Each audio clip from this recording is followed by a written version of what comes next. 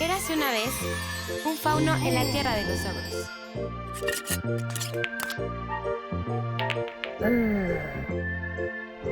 El sistema solar se formó hace millones de años. El astrónomo Galileo Galilei Entonces el lobo feroz abrió el hocico y dejó ver sus enormes dientes.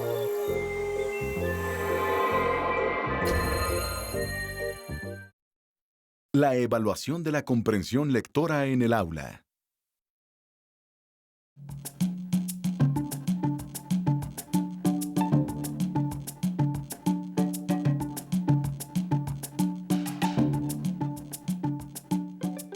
Es un buen libro, aquel que se abre con expectación y se cierra con provecho. Amos Bronson Alcott, pedagogo y escritor estadounidense. El Programa Nacional de Lectura y Escritura de la Secretaría de Educación Pública propone mejorar las competencias comunicativas en los estudiantes de educación básica que apoyen el desarrollo de hábitos lectores y de escritura en alumnos y maestros.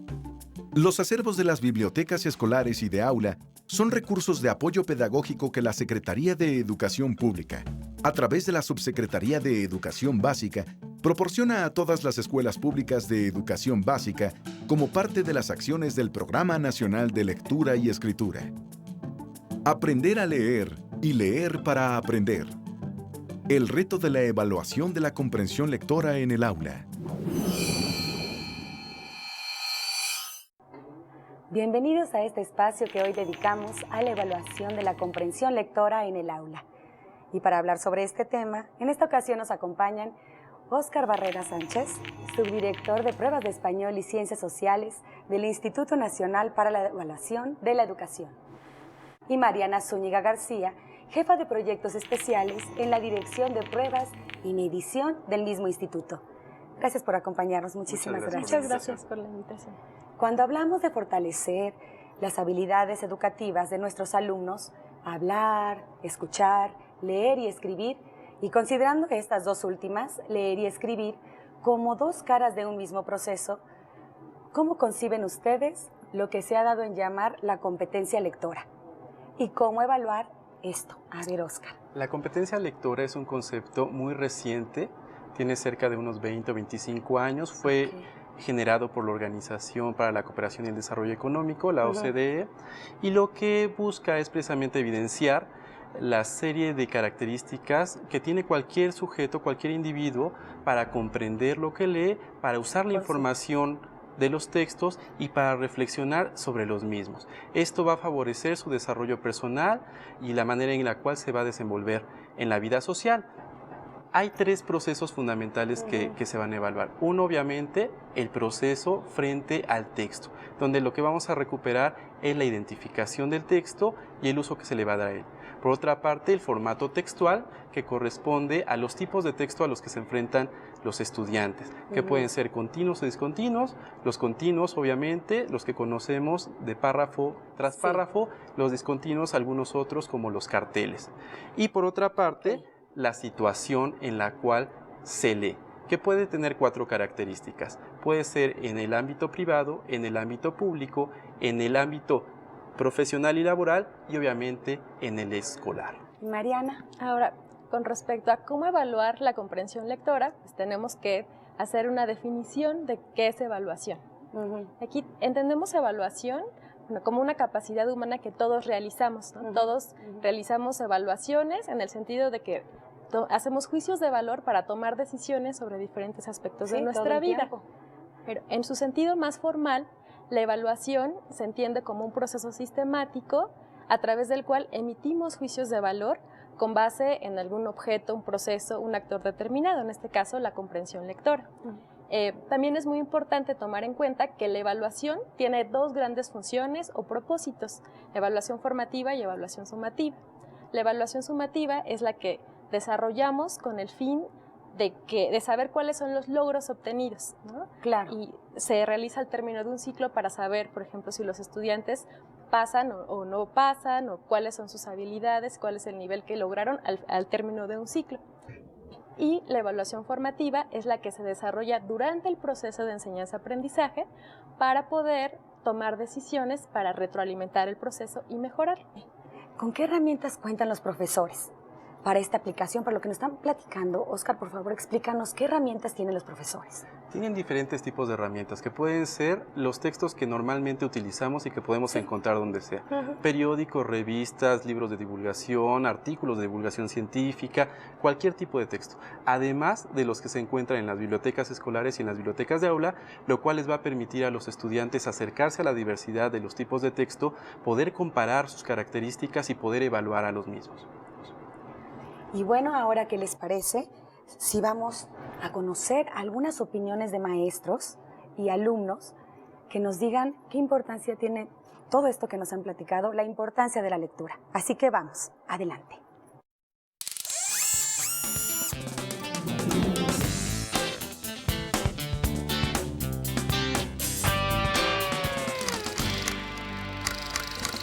El nivel preescolar está dividido en 6 campos formativos y el que tiene mayor peso es lenguaje oral y escrito. Una de las cosas principales que nos piden a nosotros es incluir esta biblioteca escolar diariamente en las lecturas que se hacen 20 minutos cotidianos en el aula. Ellos ya quieren escribir sus propios libros y yo creo que el leerle y aparte que ellos lean me ha funcionado muy bien. Leemos 20 minutos en la mañana y 20 minutos antes de irnos de la escuela. Nuestra primera actividad del día es leer. Posteriormente, bueno, pues con los proyectos que están dentro del programa de segundo año y como para finalizar el día, leemos 20 minutos antes de retirarnos a casa.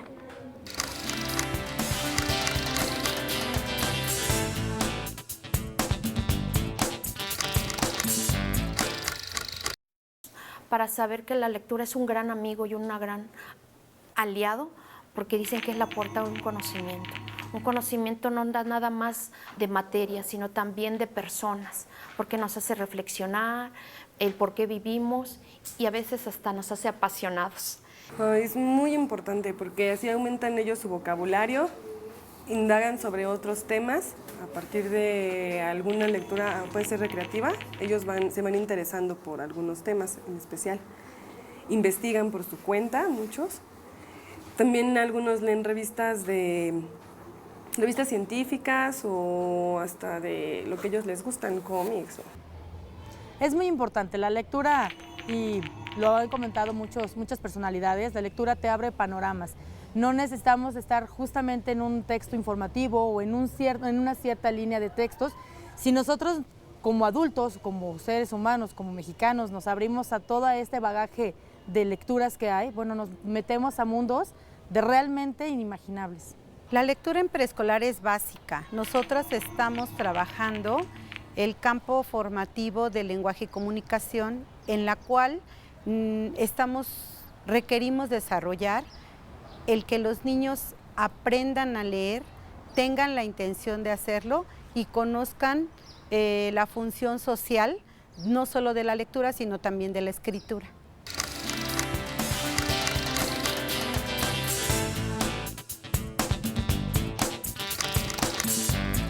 Me gusta leer porque los libros son interesantes para mí. Porque tienen dibujos y además el color. Porque me gusta que me llamen la atención. Y también me gusta aprender nuevas palabras y nuevas letras. Que lean porque es muy importante para todos, tener una buena lectura, de que lean libros sobre animales, porque es muy importante de que el ser vivo se está acabando por nuestra culpa, por todo lo malo que hacemos y la suciedad que provocamos. Leer es decodificar el mensaje del autor y adecuarlo a nuestros códigos. Desentrañar y construir el significado al aprender las ideas relevantes de un texto y relacionarlas con nuestra cotidianeidad.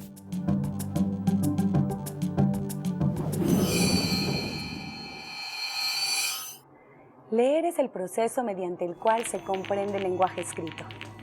¿Qué debemos entender por comprensión y qué es la comprensión lectora? La comprensión es un acto creativo de cualquier ser humano en el cual hay una serie de informaciones que le llegan, en este caso un texto, en el cual tiene el estudiante, el lector, que recrearlo y producir nuevas formas de interpretación del texto. La comprensión se da en cualquier ámbito de la vida. Claro. Cuando nosotros nos enfrentamos a un mimo en la calle o en cualquier espacio, no sabemos lo que nos quiere decir, pero sí podemos interpretarlo y poder asegurar que él nos está transmitiendo algo. Claro. Ese proceso de adquisición del mensaje del otro es a lo que llamamos comprensión. ¿Qué opinas? Exacto.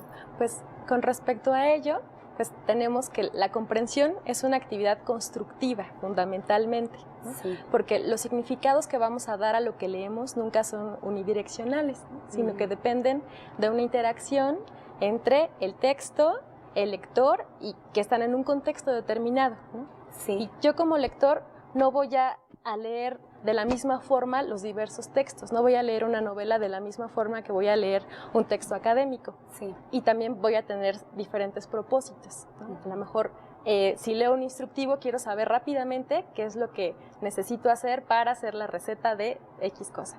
En cambio, si quiero comprender una teoría, el acercamiento que voy a tener hacia la lectura es totalmente distinto. ¿Cómo ha evolucionado este concepto a lo largo del tiempo?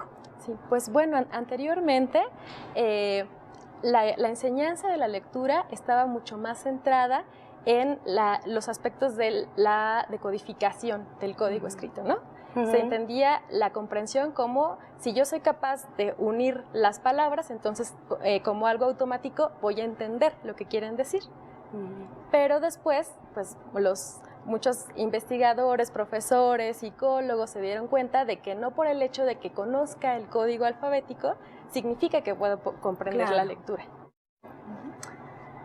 La forma de comprensión de la lectura y cómo se ha entendido también tiene que ver con los procesos históricos. Sí. Pensemos, por ejemplo, en México, en la adquisición del español, prácticamente era a través de figuras, donde se relacionaba la figura con un tipo de expresión oral. O se unían sílabas, recordamos el famoso silabario de San Miguel. Sí.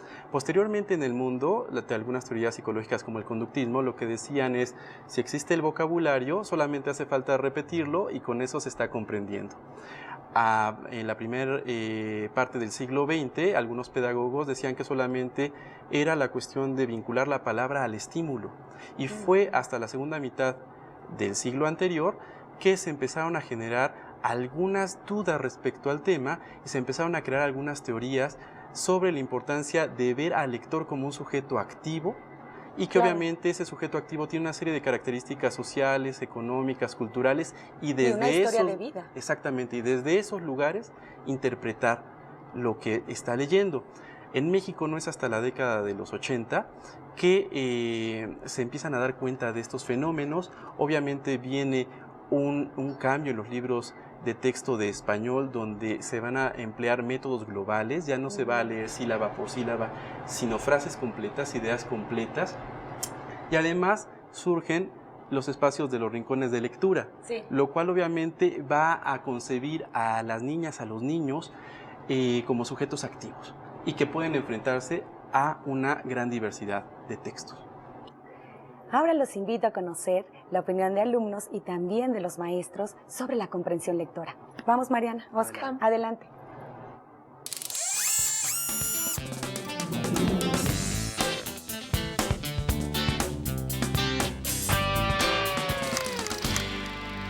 Creo que es bueno que manejen, ¿no? el hecho de que los niños tengan que calificarles la lectura. Lo que no me agrada es la velocidad lectora, ¿no? Creo que un libro es para disfrutarlo, para leerlo, para poder imaginar los personajes, lo que se está haciendo, lo que se está narrando. Difiero, no creo que sea muy bueno tener una velocidad lectora, ¿no? Lo importante sería ser lectores por placer. La comprensión lectora yo creo que nos ha servido, no tanto ya con el afín de cuántas palabras por minuto están leyendo los chicos, sino que tanto les quedó en sí esa lectura, que tanto fue agradable y que tanto me sirvió para mí. Nuestra reflexión sí ha sido la comprensión muy buena, porque nos ha ayudado a decir, bueno, este libro ¿para qué me sirve? ¿Para qué estoy leyendo? El campo formativo principal es lenguaje oral y escrito. Y para nosotros es importante que los niños identifiquen que este lenguaje oral es funcional y también escrito. De esta manera los chicos se integran más como a una sociedad en donde utilizan este lenguaje oral y este lenguaje escrito en su vida cotidiana.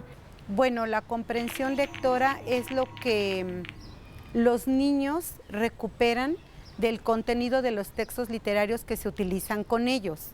En este caso, bueno, se promueve todo texto literario que pueda impactar.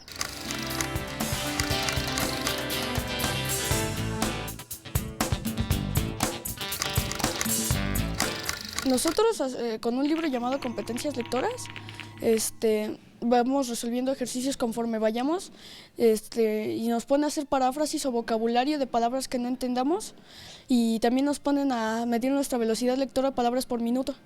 Porque veo las imágenes y las letras y así entiendo qué dice. Lo importante de una lectura es comprender, porque si no comprendes, pues ¿para qué estás leyendo? Sería, ¿no? El concepto de comprensión lectora se ha ido modificando a lo largo del tiempo, como también han variado las estrategias para evaluar esta competencia. ¿Cómo podemos evaluar la comprensión lectora, Óscar? Prácticamente de dos maneras. La primera, la de los docentes y los estudiantes en el aula. La otra es la que se hace a gran escala por parte de instituciones que van a evaluar a una muestra o a la población de un país. Lo que se van a medir en estas dos son prácticamente tres cosas. Lo primero es la evaluación de la comprensión local, es decir, si el estudiante sigue el hilo conductor de un texto. Claro. El siguiente es la comprensión global, que es darle un sentido coherente a todo el texto. Y por último, la evaluación de la comprensión pragmática, que es dotarle de sentido al texto a partir de las vivencias y las experiencias que tienen los estudiantes previamente al acercamiento del texto, durante la lectura y posterior a la lectura. Claro. Mariana. Una vez que se define qué es lo que se va a evaluar de la comprensión lectora, pues el siguiente paso es determinar qué técnicas e instrumentos vamos a utilizar y en qué situaciones queremos que los alumnos demuestren esa competencia lectora. Aquí tendremos que determinar, bueno, qué queremos quizá saber cómo comprenden textos narrativos, textos expositivos, textos argumentativos de diferente tipo y utilizar diversos instrumentos para poder realizar esa evaluación, como pueden ser guías de observación, formatos, listas de verificación, cuestionarios, portafolios, exámenes. Existe una gran diversidad de técnicas e instrumentos que se pueden emplear, pero para ello primero es preciso decidir cuál va a ser el propósito de la evaluación. Entonces, algunos parámetros pueden ser, por ejemplo, en un artículo de opinión, saber si el alumno es capaz de distinguir entre un hecho, una opinión y una justificación. Eso nos va a decir que sí está comprendiendo un texto argumentativo. Por ejemplo, en un texto descriptivo, un parámetro podría ser conocer en qué medida el alumno está entendiendo las ideas principales y cómo están estructuradas las ideas y cuáles son las ideas principales, las ideas secundarias, si se están estableciendo contrastes, comparaciones. ¿Y de los ejemplos? Obviamente pueden darle los estudiantes seguimiento a alguna noticia en los medios de comunicación, lo cual va a servir para poder detectar estructuras semántico-sintácticas sin caer en esas palabrejas y poder empezar a evaluar los textos. Saber que existen diferentes fuentes, recurrir a ellas, identificar el tipo de portador textual, identificar sus características, sus usos, empezar a redactar, que también es un proceso que no puede darse por aparte, en las cuales ellos hagan resúmenes, integren la información de las lecturas que hicieron y entonces poder hacer ejercicios más complejos que lleven a procesos de lectura más acabados y que permitan a los estudiantes integrar toda la información para que se vincule con sus procesos de aprendizaje. Pero por otra parte tenemos las evaluaciones a gran escala que nos van a permitir observar, contemplar qué pasa con los problemas que tienen los estudiantes en todo el país y que pueden ser un problema generalizado, más que un problema de un estudiante. Además de detectar qué factores están asociados a que haya estos problemas, a que existan estos problemas en los estratos y modalidades educativas. Factores sociales, factores económicos, factores culturales que también están permeando la forma en cómo se están aproximando los estudiantes a los textos. Por supuesto. Mariana. Pues sí, en este sentido yo creo que lo más importante es retomar la función formativa de la evaluación, ¿no? Que no tiene ningún caso que estén las evaluaciones, los resultados de las evaluaciones y que no se haga nada con ello, ¿no? Sí. Entonces hay que recuperar estos resultados tanto a nivel de aula como los resultados nacionales para poder diseñar estrategias que contribuyan a que los alumnos pues, tengan una mejor competencia lectora. ¿Y ustedes, maestros? ¿Cómo evalúan la comprensión lectora de sus alumnos? ¿Qué estrategias emplean para fomentar la comprensión lectora?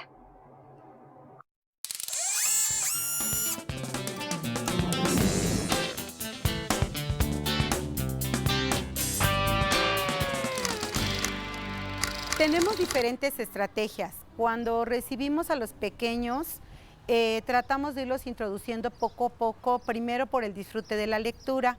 Más adelante iniciamos cuestionamientos muy obvios y continuamos enriqueciendo el trabajo con preguntas cada vez más difíciles.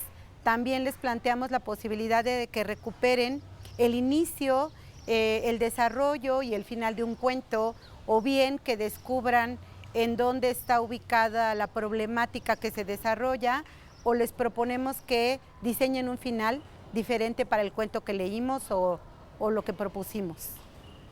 Nosotros hacemos preguntas de un libro que a ellos les haya gustado. Les empezamos a preguntar, claro, nosotros debemos de primero leer previamente esa lectura, de ahí nosotros sacamos 10 a 15 preguntas y nosotros ahí vamos viendo qué tanto reflexionó en esa lectura. La mayoría de las evaluaciones se hacen a través de la observación, a través de análisis muy particulares de cada niño. Sabemos que no tenemos grupos homogéneos en donde todos van parejitos, entonces sí es importante saber los niveles cognitivos de cada niño y respetarlo, y con base a ello, pues obviamente se va evaluando al nivel muy particular de cada individuo.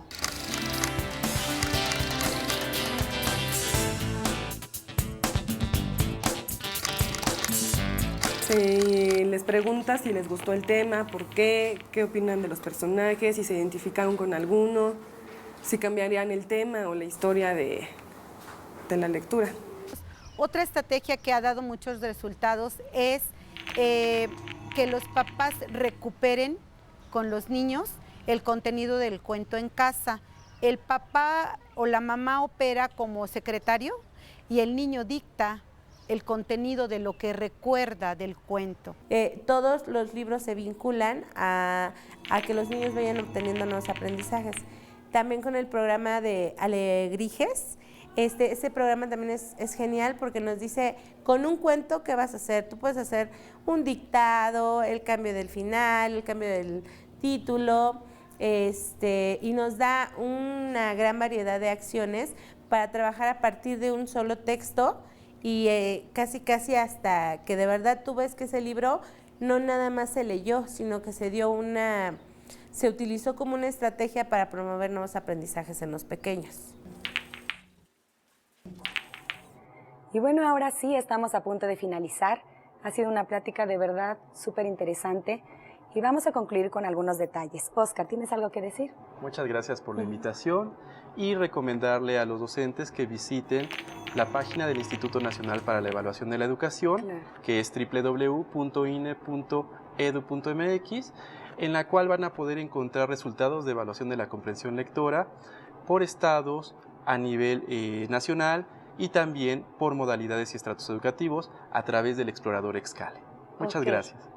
¿Y Mariana? Bueno, pues también muchísimas gracias por la invitación. Bueno, al igual que Oscar, también los invito a consultar todos los materiales publicados por el INE desde 2002 a la fecha, entre los cuales pueden consultar una serie de materiales para apoyar la práctica educativa. Con esto terminamos el programa de hoy, donde conocimos la concepción que se tiene sobre la comprensión lectora, la forma de evaluar esta competencia y las estrategias que podemos implementar en el aula para fomentar esta habilidad. Muchas gracias por su presencia y los esperamos en otra emisión de la serie del Programa Nacional de Lectura y Escritura. Hasta pronto.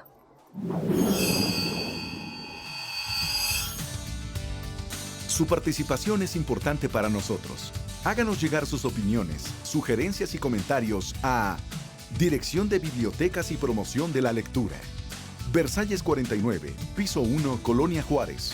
Delegación Cuauhtémoc, México DF. Código postal 06740.